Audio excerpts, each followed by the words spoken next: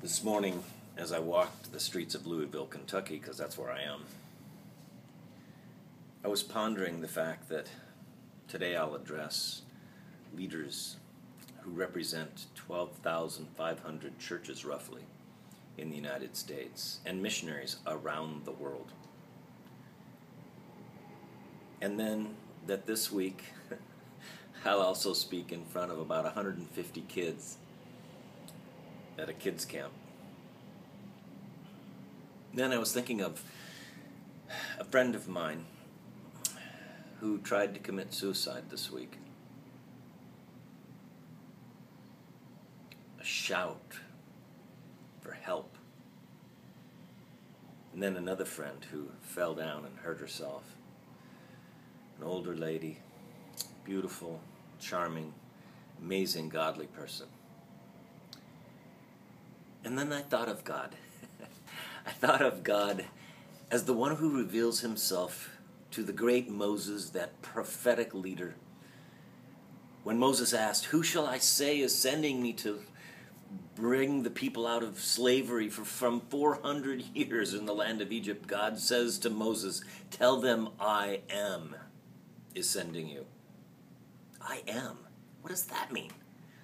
That means, in the ancient world, it means that God is the self-existent one. He's the one who needs nothing and nobody. He's the one who existed before time and in time and after time.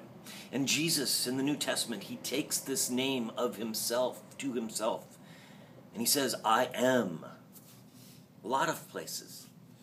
In the Gospel of John, that's the great emphasis. That Jesus is the I am.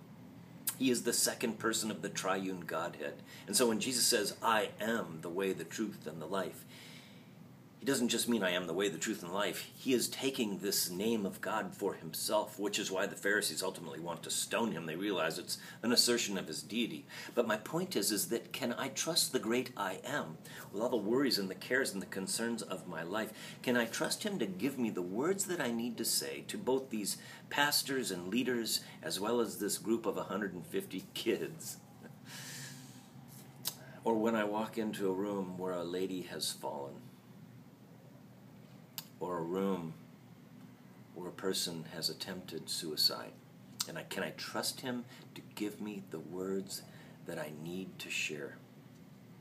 With all humility, with all poverty of spirit, can I trust him? Can you trust him to give you the words that you need to say to the friends that you have, the loved ones that you have, of where they can find the reason for their being, the reason for their existence, the hope for their souls, no matter what the suffering level is that they are going through?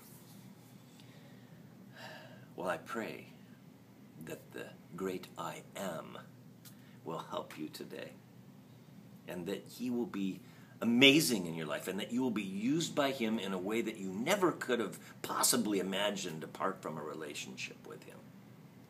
So my encouragement to you is to trust in the great I am today. Go to him right now in a moment of prayer, and then trust him to give the words that you need to say, to share with your friends, to care for the hurting and the lost around you, to bring them into a relationship with the next step of that relationship with the great I am, the same one who was the author and the finisher of the Exodus. He is the author and the finisher of our lives. He will wrap this whole creation up into his glory for his purposes.